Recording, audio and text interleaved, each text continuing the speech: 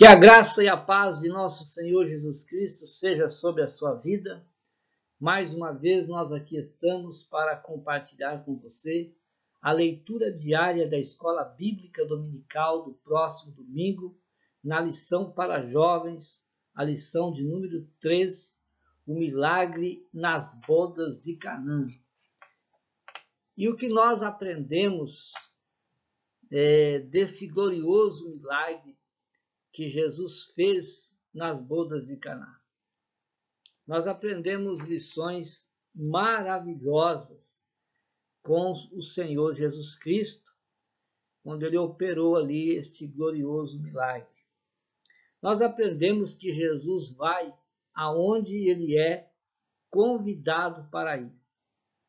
Se você convidar Jesus para entrar na sua vida, ele entra na sua vida, muda a sua vida, transforma o seu coração. Se você pedir para Jesus entrar na sua casa, ele entra na sua casa, entra no seio da sua família. Enfim, Jesus vai onde ele é convidado, onde ele é recebido com afeto, com amor e com muito carinho. Então, outra coisa que nós aprendemos é que as nossas dificuldades, os nossos problemas, as nossas adversidades, elas devem ser apresentadas para Jesus. Veja que, no caso do convite, aqueles noivos convidaram Jesus para a festa de um casamento. E Jesus foi, juntamente com a sua família, juntamente com os seus discípulos, para aquela festa, porque ele foi convidado. E dentro daquela festa houve um problema, ou seja, acabou o vinho. E aquela necessidade, aquela dificuldade que houve na festa, foi apresentada para Jesus. Jesus, ele ficou sabendo, foi informado de que os noivos e aqueles que organizaram aquela festa estavam passando por dificuldades. Então, as nossas dificuldades também devem ser apresentadas para Jesus, assim como elas são, em detalhes, para que Jesus venha suprir a sua necessidade. Outra coisa que nós aprendemos é que Jesus sempre age no tempo certo. Ele disse para a sua mãe: ainda não é chegada a minha hora. Como que estava dizendo: olha, no tempo certo eu vou agir e vai dar tudo certo. Às vezes ainda não é o tempo de Jesus te abençoar, não é o tempo de Jesus resolver o seu problema, não é o tempo ainda, é só você aguardar mais um pouquinho e no tempo de Jesus, no tempo de Deus, o seu problema vai ser resolvido, as suas dificuldades vão ser supridas e você vai ser abençoado no tempo de Jesus. Veja que Jesus, ele prova também a fé, ele prova a fé das pessoas para recompensar depois. Aqueles homens que estavam ali à disposição para o trabalho daquela festa foram informados por Maria que eles deveriam fazer aquilo que Jesus dissesse para fazer. E eles não murmuraram, não reclamaram, apenas eles fizeram o que Jesus mandou que eles fizessem. E eles fizeram assim como Jesus mandou. Lembra quando Jesus estava à beira do mar e os discípulos passaram a noite inteira pescando e não pegaram nada de peixes? E Jesus então disse para eles: lança a rede do outro lado. E eles então: mas Jesus, nós passamos a noite inteira e jogamos as redes por tudo quanto é lado e não pegamos nada. Eles tinham que fazer o quê? Apenas obedecer o que Jesus estava mandando. Se eu estou mandando você jogar a rede do outro lado, é para jogar naquele lugar lá que vai dar certo. Então, quando Jesus nos ordena que nós devemos fazer uma coisa, não podemos reclamar, não podemos murmurar, Nós devemos apenas fazer aquilo que ele está mandando e então vai dar tudo certo. Foi o que os funcionários daquela festa fizeram. Pegue essas talhas, enche de água, tira um pouco e leve para o mestre-sala. E eles assim fizeram. E o milagre aconteceu porque eles obedeceram Jesus. Então, os milagres vão acontecer na nossa vida se nós obedecermos a Jesus. Então, ele prova a nossa fé para depois recompensar ela. Onde o Senhor entra, ele traz bênçãos. Então, Jesus estava na festa e todos foram abençoados. Os noivos foram abençoados, a família dos noivos foram abençoados, os convidados foram abençoados. Por quê? Porque Jesus estava naquele lugar. Então, onde Jesus está, a família é abençoada, os amigos são abençoados, a igreja é abençoada porque Jesus está presente naquele lugar. Jesus também, ele manifestou naquele lugar a glória de Deus. Manifestou a glória de Deus.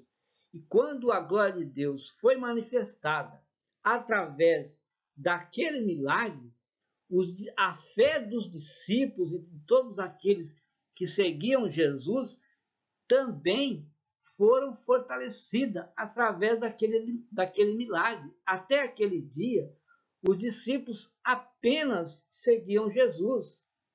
Mas depois daquele milagre, eles não só seguiam a Jesus, mas eles queriam viver aquilo que Jesus estava vivendo, participar daquilo que Jesus estava participando.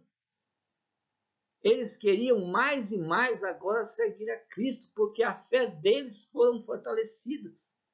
Então, quando nós agimos de forma obediente, obedecendo a Jesus, e nós somos abençoados quando temos milagres ou quando nós vemos milagres, a nossa fé é fortalecida, não só por aquilo que nós estamos vendo, mas pelas experiências que nós estamos tendo nos cultos, nas orações, nos jejuns, nas evangelizações, nas pregações, nos eventos que acontecem, que são organizados pela igreja.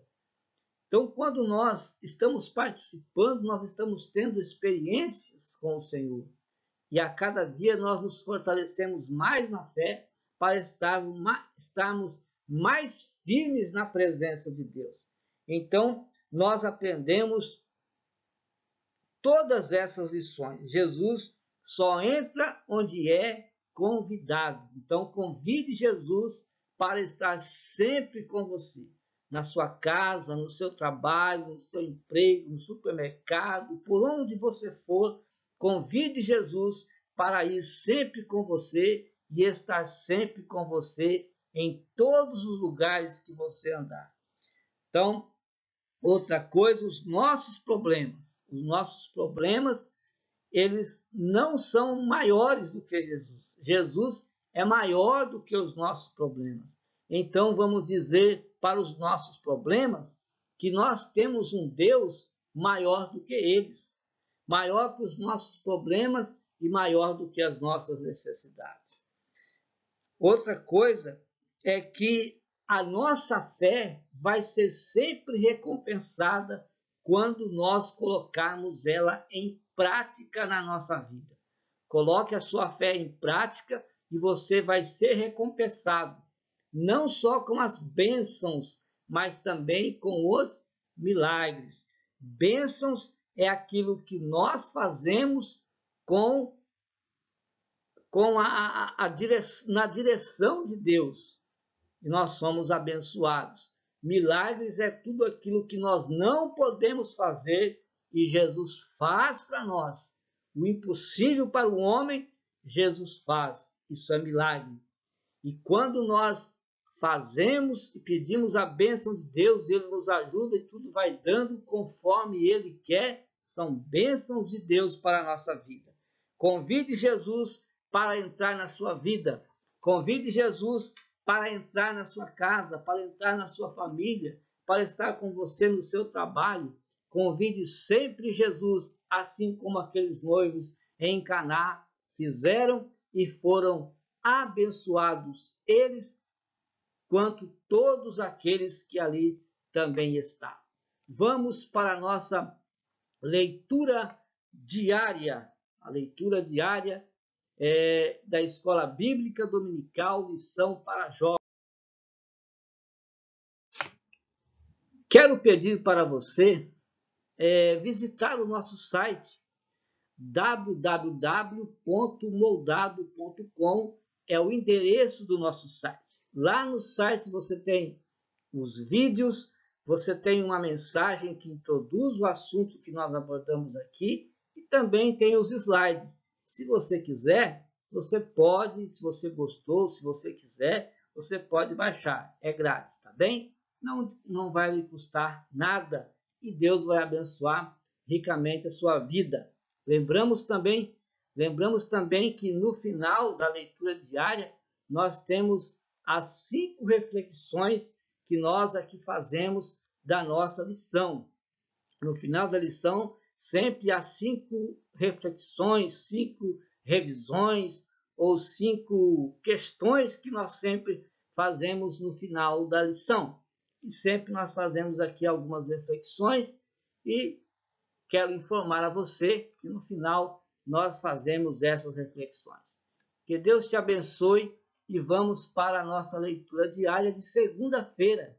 João capítulo 2, versículos 1 e 2. Jesus tinha vida social.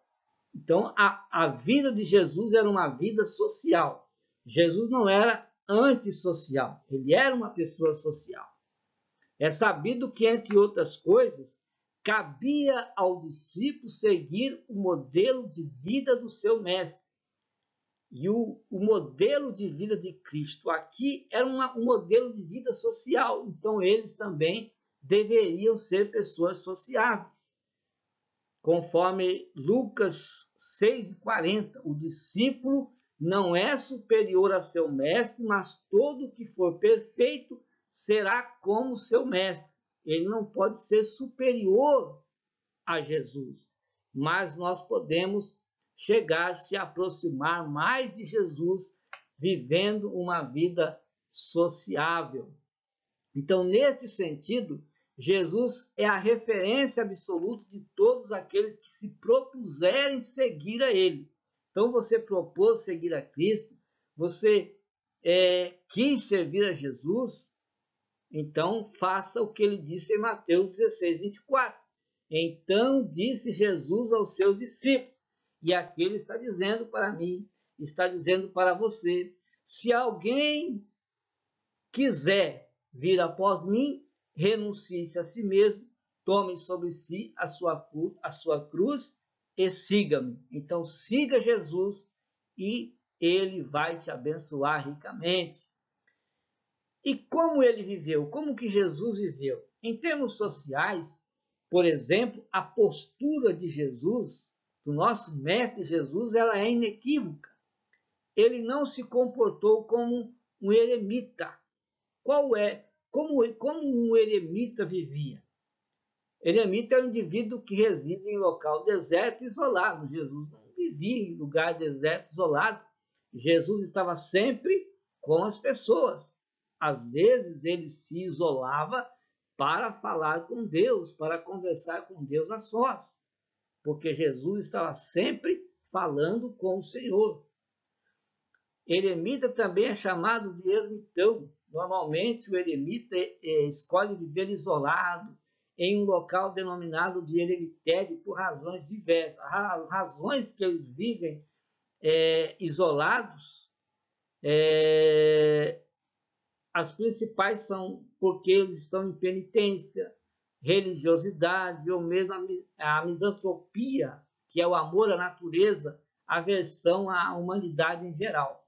Nesse último caso, o eremita simplesmente não se interessa em viver em sociedade, preferindo o contato mais próximo com a natureza. Eles preferem estar mais em contato com a natureza do que estar em contato com o ser humano.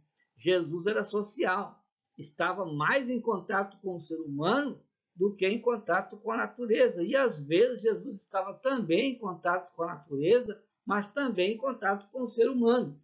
Embora os padrões de vida sejam bem diferentes, os eremitas sentem-se satisfeitos com esta escolha.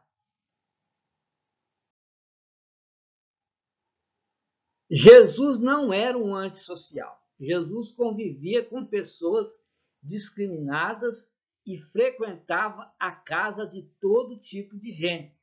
Jesus estava sempre frequentando a casa das pessoas, não discriminava ninguém. Marcos 2, 1 e 2, e alguns dias depois entrou outra vez em Cafarnaum e soube-se que Jesus estava em casa. E logo se ajuntaram tantos que nem ainda nos lugares junto à porta cabiam. E Jesus fazia o quê? Anunciava a palavra de Deus para aquelas pessoas que estavam ali na sua casa. Não obstante ir a tais lugares, o Senhor não se contaminava com nada e nem praticava o que tais pessoas faziam, pois as visitas de Jesus tinham um objetivo. Então Jesus não se contaminava, ou seja, ele não era influenciado pela vida dos outros. E também Jesus não praticava aquilo que eles estavam praticando, porque a visita de Jesus, ou quando as pessoas vinham a ele, tinha sempre um objetivo. Veja Lucas 19, 9 e 10. E disse-lhe Jesus: hoje veio salvação a esta casa, pois também este é filho de Abraão. Aí ele diz o objetivo, porque o Filho do Homem veio buscar e salvar o que se havia perdido. Este é o objetivo de Cristo, salvar o homem que está perdido no pecado.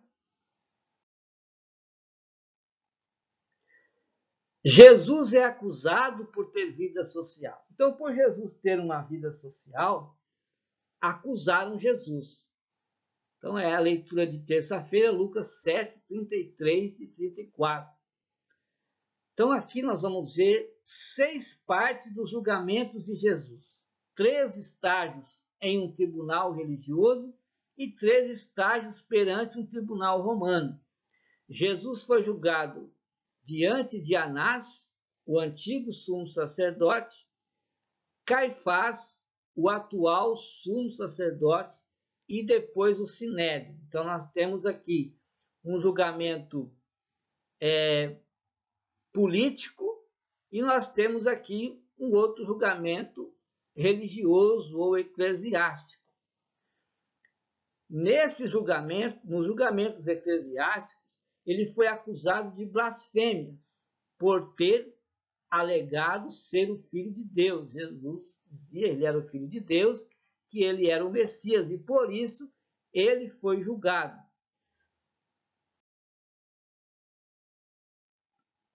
Jesus foi julgado e acusado em várias áreas. Nós vimos que eu já falei aqui sobre o julgamento político e o julgamento religioso, o julgamento público, né, vindo do governo, e um julgamento religioso, vindo da igreja daqueles dias. Então, os julgamentos perante as autoridades romanas começaram com Pilatos, João 18, 23, depois de Jesus ser espancado. Então, Jesus foi espancado, foi levado a Pilatos para ser julgado. João 18, 23, 24 diz: respondeu-lhe Jesus: se falei mal, dá testemunho do mal. Se bem, por que me feres? E Anás mandou Jesus maniatado, amarrado, preso ao sumo sacerdote Caifás. Ou seja, de um julgamento público, político, voltou a um julgamento religioso, um julgamento eclesiástico. As acusações apresentadas contra ele eram muito diferentes das acusações nos julgamentos religiosos. ele foi acusado de incitar as pessoas à revolta, proibindo o povo a pagar os seus impostos e afirmando ser rei. Sabemos que tudo isso era mentira.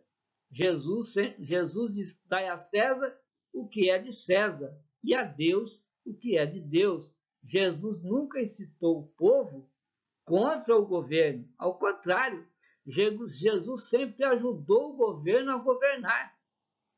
Ele curava os doentes, ele operava milagres e os paralíticos andavam, os cegos viam, os surdos ouviam. Ele dava comida para as pessoas. Então Jesus sempre ajudou o governo. Essa coisa de que Jesus atrapalhou o governo, isso era tudo mentira. Pilatos não encontrou nenhuma razão para matar Jesus. E por isso, Pilatos enviou Jesus a Herodes. Lucas 23, 7. E sabendo que era da jurisdição de Herodes, remeteu-o a Herodes, que também naqueles dias estava em Jerusalém. Então, Herodes permitiu a ridicularização de Jesus, mas, querendo evitar uma responsabilidade política, ele enviou Jesus de volta a Pilatos. Lucas 23 e 11. E Herodes, com seus soldados, desprezou-o e, escarnecendo dele, vestiu de uma roupa resplandecente e tornou a enviá-lo a Pilatos. Então Pilatos concretizou ali a ida de Jesus até o Calvário e ali onde ele morreu crucificado. Lucas capítulo 7, versículos 36 a 39, é a leitura de quarta. Jesus ia à casa dos seus acusadores. Jesus ia em onde ele fosse convidado, até na casa daqueles que o acusavam. Veja que na cidade de Naim havia um homem chamado Simão. Simão fazia parte de um grupo que acusava Jesus, que era o grupo dos fariseus. E Simão convidou Jesus para ir a um banquete na sua casa. E Jesus então foi até a casa de Simão. Quando ele chegou na casa de Simão, Jesus não foi recebido com boas-vindas, porque Simão rejeitou receber Jesus como Jesus deveria ser recebido. Então, Jesus deveria ser recebido. Simão teria que trazer água para Jesus lavar os seus pés, teria que ungir a cabeça de Jesus com óleo e também receber Jesus com ósculo. Então veja que Simão, nada disso ele fez. O que aconteceu, o que preocupou Simão aqui e outros grupos religiosos é que Jesus também era um mestre. E ele era um mestre que fazia diferente do que os outros mestres faziam. Porque Jesus ia até o povo, não discriminava ninguém. Jesus curava os cegos, curava os coxos andavam. Jesus limpava os leprosos, curando os leprosos. E Jesus também pregava o evangelho aos pobres. Então, essa pequena cidade ficou toda agitada, porque uns eram contra e outros eram a favor daquilo que Jesus fazia. E aí, então, é que Simão vai convidar Jesus, e Simão convida Jesus não porque Simão queria que Jesus estivesse na sua casa, mas Jesus queria avaliar quem era Jesus. Quem era Jesus? Então, e Jesus aceitou ir na casa de Simão, mesmo sabendo que Simão era um dos seus acusadores. Mas Simão vai se revelar que ele é mesmo e fazia parte de um grupo daqueles que acusavam a Jesus. Jesus na casa de Simão. Agora, por que Simão convidou o mestre e negou-lhe as boas-vindas, como eu já disse, como eram feitas as boas-vindas? Provavelmente ele queria realmente avaliar Jesus, se revelou um dos acusadores ao julgar Jesus. O julgamento de Simão se deu quando apareceu ali uma mulher prostituta. E ela então entrou naquela casa e começou a beijar os pés de Jesus e começou a chorar. As lágrimas banhavam os pés de Jesus. Ela limpava os pés de Jesus com os seus cabelos. Ela ungiu a cabeça de Jesus com óleo. E então aquele Simão, um dos acusadores, ele disse: se este homem fosse profeta, saberia quem nele está tocando e que tipo de mulher é esta. E ele dizia: é uma pecadora. Mas Jesus, sendo onisciente, ele soube o que passava no coração de Simão. E Simão avaliou Jesus desta forma: profetas não se aproximam de pecadores. Então, para ele, Jesus não era um profeta. E ele dizia ainda: eu acertei em não lhe dar boas-vindas de profeta, porque pecadores, dizia ele, pecadores são incapazes de amar. Essa mulher é uma pecadora, ela não tem como amar, porque ela é pecadora. Então, o que ele faz, pensava Simão, não deve ser aceito. Mas Jesus, como conheceu o que estava passando no coração de Simão, Jesus então diz para Simão: olha, tinha um credor que ele tinha 2 devedores. Um devia-lhes 500 dinheiro, o outro devia 50. E o credor perdoou a dívida dos 2. A quem você acha que amou mais o seu credor? E Simão logo respondeu: aquele que mais devia. E Jesus então jogou, vamos supor que jogou na cara de Simão, né? Eu entrei na sua casa, você não me ungiu com óleo, não trouxe água para me lavar os pés, né? E também não me recebeu com ósculo santo. E essa mulher fez tudo isso, por isso eu digo para ela: perdoados são os seus pecados. Era assim que Jesus entrava, sempre quando ele estava junto com as pessoas, sempre Jesus levava uma lição, levava uma exortação até na casa das pessoas que o acusavam. Lucas capítulo 19, versículos de 1 a 10, Jesus foi à casa de um famoso publicano. Quem era esse famoso publicano? Então, Zaqueu era esse famoso publicano. Ele era famoso, ele era rico, tinha uma boa carreira porque ele era chefe dos publicanos e trabalhava em Jericó. Os outros judeus não gostavam dos publicanos porque muitos eram corruptos, roubavam o povo quando cobravam os impostos. Vocês se lembram que quando João Batista estava batizando e chegaram os publicanos até João Batista e perguntaram assim: o que nós devemos fazer?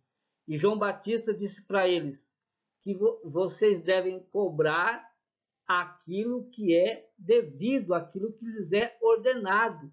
Vocês não podem cobrar acima do que lhe pede para vocês cobrarem. Então, geralmente os publicanos cobravam os impostos acima do que era ordenado eles cobrarem. Por exemplo, se era para cobrar 5%, eles cobravam 6%, ou 7%, ou 8%. E então eles iam se enriquecendo à custa dos pobres. Corrupção é isso. É quando os ricos as pessoas que têm poder se enriquecem à custa ou à miséria dos outros. E hoje é diferente? Não é diferente. Quantos, não em geral, mas a maioria daqueles que entram em um serviço público mais avançado e têm poder, eles se enriquecem à custa dos mais pobres. Nós estamos em época de eleição. Muito cuidado para você não colocar lá um corrupto, mas fiscalize, avalie bem a pessoa que você vai dar o seu voto, viu? Quem era o que ao lado aí, está aí, os publicanos cobravam impostos aos seus compatriotas para mantimento do Império Romano. Os impostos do Império eram pesados e os publicanos muitas vezes cobravam demais e enriqueciam à custa da miséria do povo. Os judeus não gostavam do domínio romano e sentiam-se ainda traídos pelos publicanos, e muitos desses publicanos pertenciam também, eram judeus também, assim como eles eram.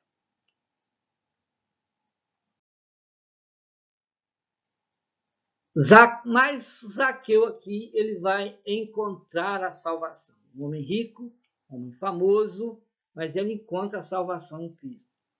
Então Jesus estava indo para Jerusalém, ele passa por Jericó. Zaqueu sabia que Jesus estava passando por Jericó. Zaqueu não conseguia ver Jesus porque ele era de pequena estatura, era um homem baixo. A multidão impedia que ele visse a Cristo. Então, Zaqueu correu na frente da multidão, subiu em uma figueira que ficava no caminho que Jesus ia passar. Jesus chegou abaixo da árvore, olhou para cima e chamou Zaqueu pelo nome. Que interessante.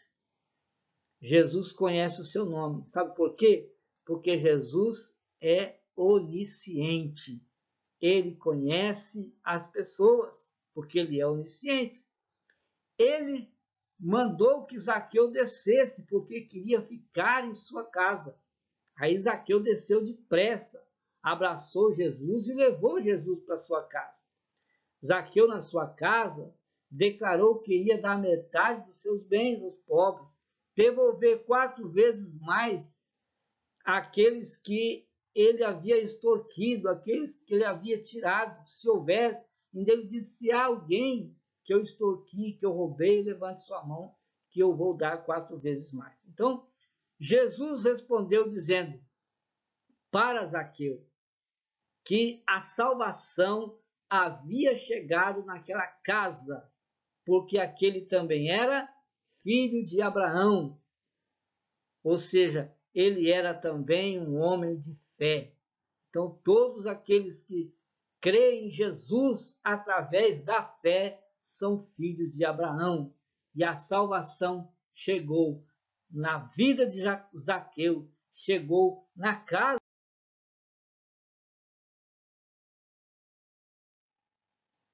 As lições que Zaqueu nos deixou. Veja que nesse texto, são 10 versos da Bíblia, nós temos aqui algumas lições que este homem deixa para nós. Primeira, não desistir.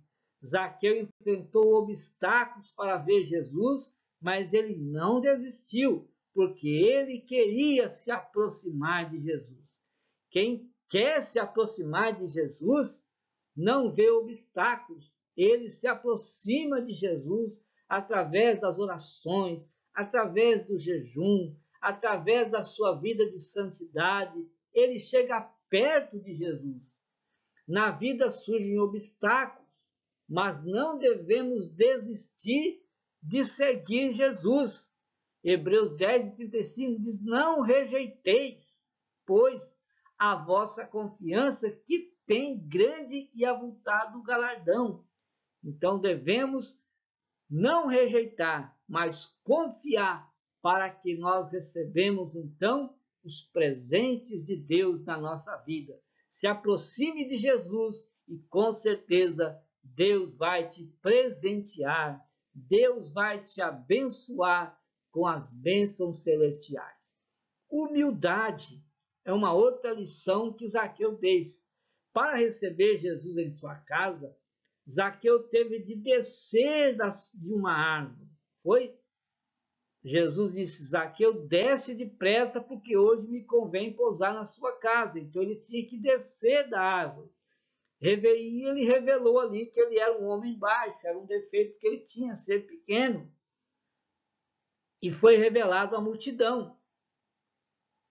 Às vezes, para nós sermos abençoados, precisamos deixar o nosso orgulho. O orgulho de Zaqueu foi deixado nas folhagens daquela árvore. Foi deixado quando ele desceu e se humilhou. E também ali revelou que ele tinha defeitos, que ele tinha problemas, que ele tinha falhas. E Jesus, então, perdoou Zaqueu. Veja que Jesus ama a todos aqueles que se arrependem dos seus pecados. A multidão não gostou quando Jesus ficou na casa de um odiado publicano, mas Jesus disse que tinha vindo para salvar quem estava perdido. Então a multidão reclamava porque Jesus estava na casa de um perdido, na casa de um corrupto, na casa de um ladrão, na casa de um pecador. O povo reclamava, mas Jesus disse: eu vim para esses mesmos, para que esses se arrependam dos seus pecados e recebam então o meu amor. Então é assim. É uma outra lição que ele deixa.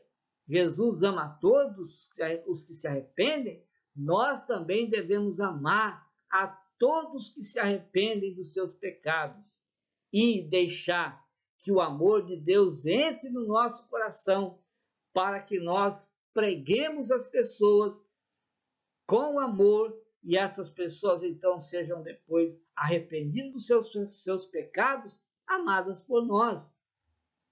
Uma vida com Jesus é diferente. Depois que conheceu Jesus, Zaqueu abandonou o pecado. Então, depois que nós conhecemos a Cristo, precisamos abandonar tudo aquilo que é pecado, tudo aquilo que não convém, tudo aquilo que desagrada a Deus, tudo aquilo que não glorifica a Deus, tudo aquilo que não edifica a sua alma, abandone para você estar mais perto de Jesus. As pessoas às vezes recebem Jesus, mas continuam no adultério, continuam na prostituição, continua sendo um mau caráter, continua roubando, continua fazendo tudo aquilo que ele fazia e ainda continua dizendo que é crente. Então, quem conhece Jesus deve abandonar o pecado. Jesus pode transformar a vida, ele pode transformar a vida, renovar seu coração, tirar você do lamaçal do pecado e te dar vida eterna. Até de uma pessoa que seja, por mais odiada que seja, mas Jesus salva. Aquele que você acha que não tem jeito, para Jesus tem jeito sim. Quem sabe você está dizendo isso? O meu marido não tem jeito, a minha esposa não tem jeito, o meu filho não tem jeito, o meu pai não tem jeito, a minha mãe não tem jeito para você, não tem jeito para mim, mas tem jeito para Jesus, porque Jesus, ele tem poder para transformar as pessoas. Veja o que ele disse em 2 Coríntios 5,17. Assim que se alguém está em Cristo, nova criatura é. As coisas velhas já se passaram, eis que tudo se fez novo. Então, vamos estudar mais e trazer para nós essas lições que Zaqueu nos deixou. Não desistir, ser humilde, amar as pessoas e viver uma vida diferente daquela que nós vivíamos.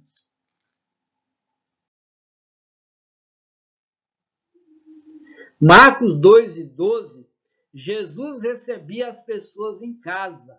A casa de Jesus estava aberta para as multidões, onde também ali Jesus operava milagres. Então Jesus operava milagres também na sua casa. Quando o povo ficava sabendo que Jesus estava vindo para a sua casa, eles corriam até lá para esperar Jesus. Os discípulos se preocupavam porque Jesus não tinha tempo para descansar, não tinha tempo para se alimentar. Mas Jesus disse certa vez, olha, a minha comida é fazer a vontade daquele que me enviou e realizar a sua obra. O texto diz que eles chegaram nesta passagem, abriram o telhado da casa de Jesus, 4 homens abriram ali, levantaram um paralítico, abriram o telhado e colocaram aquele homem aos pés de Jesus. Será que se fosse na sua casa você permitia isso? Jesus permitiu. Permitiu para mostrar que em sua casa se abre o céu. Na casa de Deus o céu se abre, irmãos. É por isso que às vezes nós precisamos assiduamente estar na casa de Deus, porque na casa de Deus o céu se abre. Nós sentimos a presença de Deus, porque o céu se abre e a glória do Senhor se manifesta na casa do Senhor. A casa de Jesus era aberta aos pecadores, que demonstrava seu perdão, que demonstrava amor por suas vidas.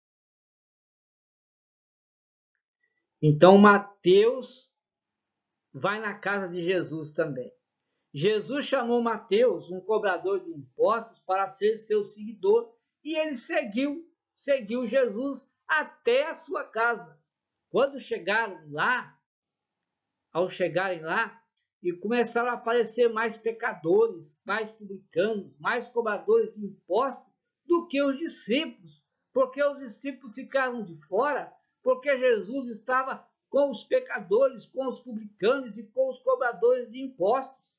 Então os fariseus que estavam perseguindo Jesus, procurando acusar Jesus de alguma coisa, acusaram o Senhor de estar se misturando com os pecadores. A reação de Jesus foi mostrar acolhimento e amor àqueles que estavam sendo desprezados, que estavam sendo rejeitados. Jesus veio para esses.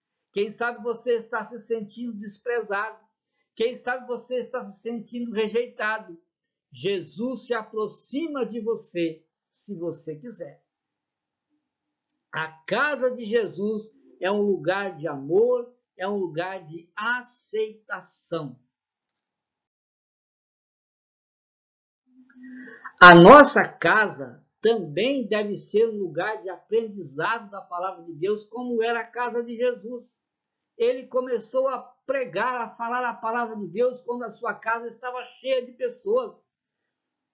A casa de Jesus era esse lugar onde eles ficavam ali reunidos, era um local de treinamento, um local de ensino das Escrituras. Ali eles paravam em suas viagens para se alimentar e descansarem e aproveitarem para um aprendizado mais intenso da palavra de Deus. Jesus dedicava tempo de ensinamento com seus discípulos na sua casa. Também é na nossa casa, era na casa de Jesus e deve ser na nossa casa também, mostrar que quem realmente nós somos. É na nossa casa que nós mostramos realmente quem nós somos, o nosso caráter, como é. Os discípulos tiveram a oportunidade de conhecer Jesus de forma mais íntima na sua casa. Conviveram com ele em sua própria casa. Certamente Jesus aproveitava aqueles momentos que ele tinha com o discípulo e aproveitava bem esse tempo a sós com seus amigos para edificar espiritualmente com a palavra de Deus a vida de cada um.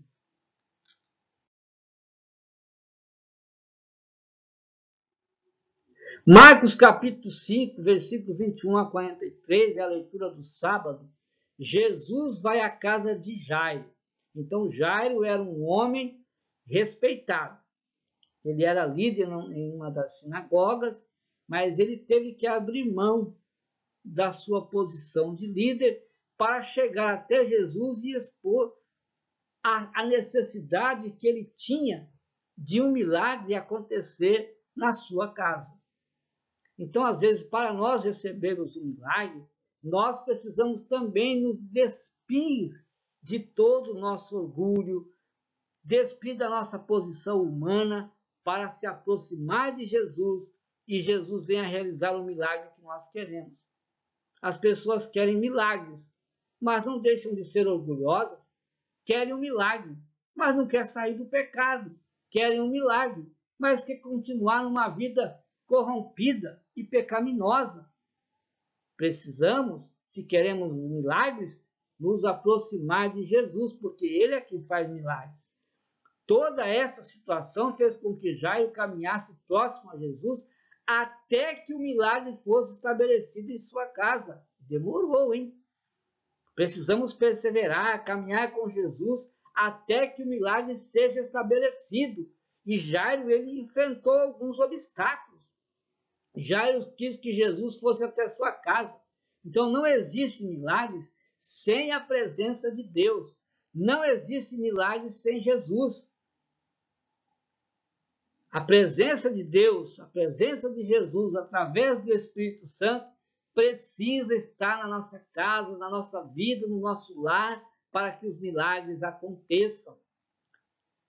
Veja que no caso da mulher que tinha uma hemorragia, Jesus não podia ser tocado por ela porque ela estava imunda. Tocando em Jesus, Jesus também ficava imundo por um dia. Jairo rompeu com todo esse tradicionalismo que a lei, que era conforme a lei. Ele poderia ter dito que seria impossível, porque Jesus estava imundo por ter tocado na mulher, ou a mulher tocou nele. Então, seria impossível impor as mãos sobre sua filha, porque sua filha também iria ficar imunda, pois a mulher havia tocado. Mas no entendimento de Jairo, Jesus era maior do que a lei. E ele então poderia operar aquele milagre que ele necessitava na sua filha. Então, assim com Jairo, talvez tenha sido assim também comigo, com você. Aquela mulher precisava do milagre, então foi, e Jairo não se preocupou com isso. Se sua filha tinha 12 anos, a mulher sofria também há 12 anos de hemorragia, ou seja, quando nasceu a filha de Jairo, a mulher tinha começado aquela hemorragia na mulher. O milagre na vida daquela mulher fez com que Jairo tivesse sua fé fortalecida. E às vezes isso acontece conosco. Muitos milagres vão acontecendo à nossa volta e vão fortalecendo a nossa fé para que também nós recebamos o milagre que nós queremos. Então, assim como nós, existem outros que precisam do milagre de Jesus, talvez na mesma proporção. Quando Jesus chega à casa de Jairo, ele entra apenas com os mais chegados, com a mãe, com o pai, com os seus discípulos, alguns discípulos, que criam um milagre. Então é preciso estar sempre junto de pessoas que creem em milagre, que creem em Jesus. Aqueles que não creem não vão ajudar em nada. Aqueles discípulos já conheciam os milagres de Jesus. Milagres são obra de Deus. Para entender os milagres, precisamos crer em Deus. Precisamos também ter experiência com Ele. Se você precisa de um milagre, compartilhe sua necessidade com aqueles que creem em Jesus. Pois aqueles que não creem não vão te ajudar em nada. Muito pelo contrário, vão atrapalhar a sua fé. Vão colocar dúvida, vão colocar medo, vão colocar pessimismo na sua vida. Então, fique sempre perto de pessoas que creem em Jesus e ainda mais creiam em milagres. A morte era algo impetuoso e proclamou em alta voz naquela época. Ou seja, a desgraça chegou na casa de Jairo. Sua descendência já foi interrompida. mas a presença de Jesus trouxe graça na casa de Jairo. A presença de Jesus trouxe vida na casa de Jairo. A presença de Jesus trouxe ressurreição, trouxe vida na casa de Jairo. E também, com certeza, na sua casa vai acontecer mesmo se você crer em Jesus e crer no milagre que vai acontecer na sua vida. Reflexões. Não se esqueça, tá? Visite o nosso site e também subscreva aí no nosso canal. www.moldado.com é o endereço do nosso site. Tá? Então vamos para a primeira, na tipologia bíblica e para os judeus, qual ideia o número 7 transmite? Na tipologia bíblica e para os judeus, o número 7 transmite a ideia de completude e totalidade. Essa seção do quarto evangelho é conhecido como o livro dos 7 sinais. E aí você tem os 7 sinais, capítulo 2, 1 a 11 de João, 4, 46 a 54, 5, 2 a 18, 6, 1 a 15, 6, 16 a 21, 9, 1 a 41, 11, 1 a 46. Além desses 7 sinais, há outros números 7 no Evangelho joanino.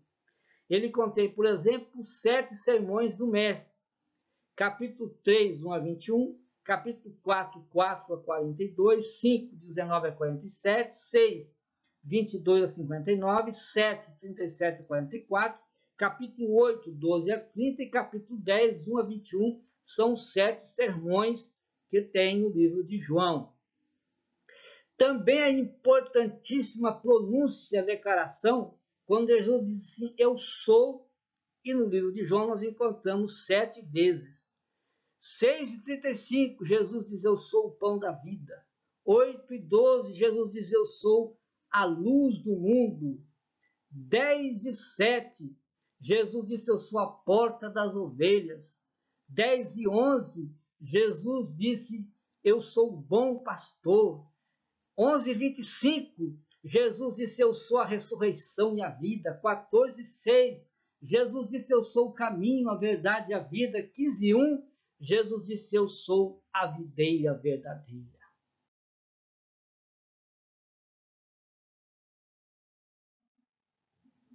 Segunda reflexão, apesar de Jesus Cristo andar com pessoas discriminadas e frequentar suas casas, qual era a postura de Jesus?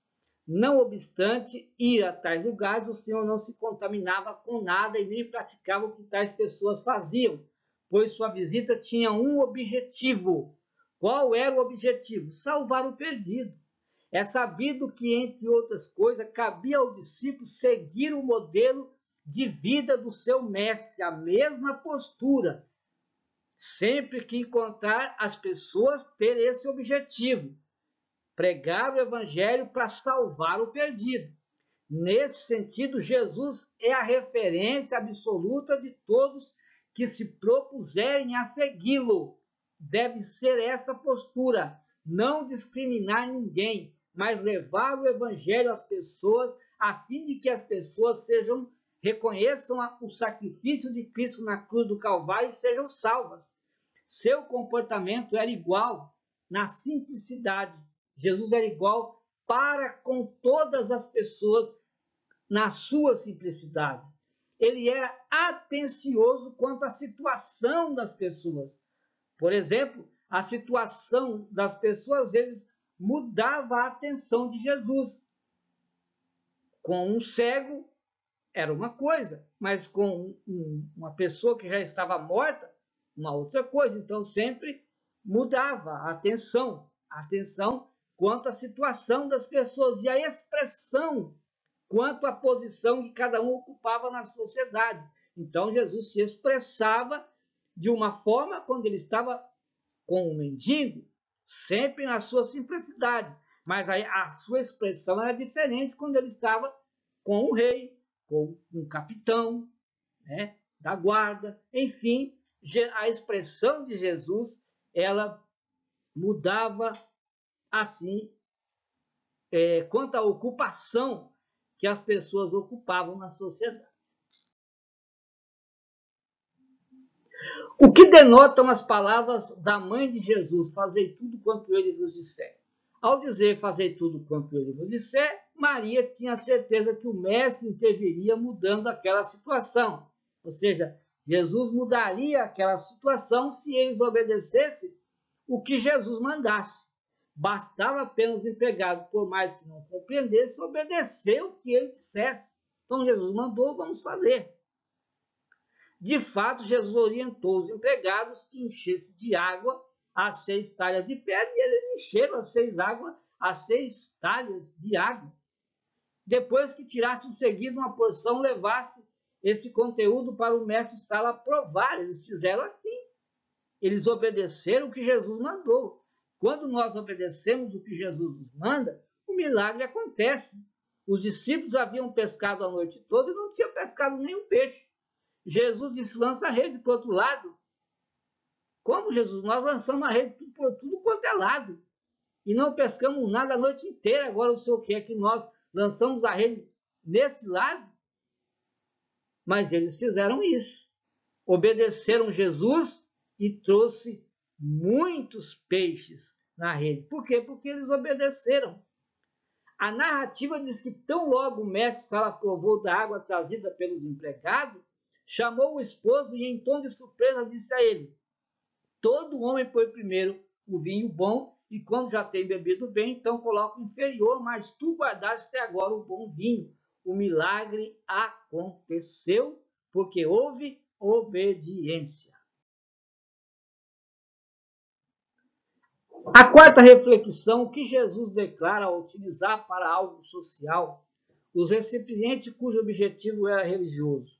Então, as talhas eram usadas para trabalhos religiosos, mas Jesus realizou um milagre através daquelas talhas para algo social, mas foi para a glória de Deus, foi para a manifestação da glória de Deus.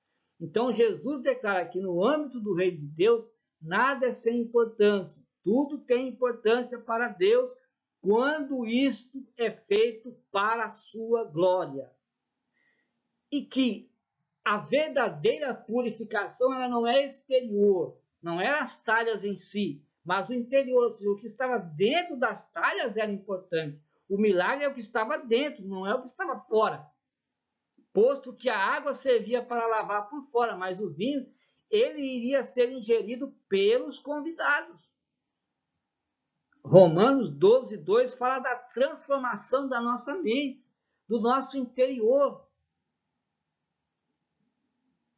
E Romanos 8:13 fala, porque se viver segundo a carne, morrerei, mas se pelo Espírito mortificar as obras da carne, vivereis. Assim, a nossa carne deve ser modificada para que o nosso, ou seja, o nosso interior precisa ser transformado conforme 12:2, a nossa carne sendo mortificada por fora, conforme a mudança do nosso interior.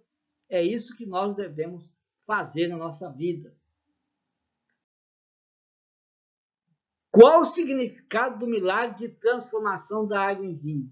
Com este ato de transformar a água em vinho, Jesus demonstra que seu ministério envolve o cotidiano e que a transformação se dá em todos os âmbitos e dimensões, sendo a intervenção do Senhor a melhor parte, ainda que mude costumes religiosos e sociais, como as talhas religiosas usadas para a festa e o vinho bom distribuído por último, ou seja, o ministério de Jesus foi dia a dia, mas a transformação das pessoas deve ser em todas as áreas da sua vida, quando deixa-se que o Senhor intervém na sua vida, a melhor parte vai sempre acontecer, a transformação de vidas, mesmo que você tenha que mudar os seus costumes religiosos, mudar a sua vida social, mudar os seus hábitos, mais você vai estar com Jesus, a sua vida vai ser transformada e você será uma outra pessoa em nome de Jesus. Deus abençoe ricamente a sua vida, Deus abençoe a sua família. Não se esqueça de subscrever no nosso canal, de visitar o nosso site. Deus vai te abençoar de uma forma toda especial e gloriosa. E até a próxima leitura diária da Escola Bíblica Dominical, lição para jovens.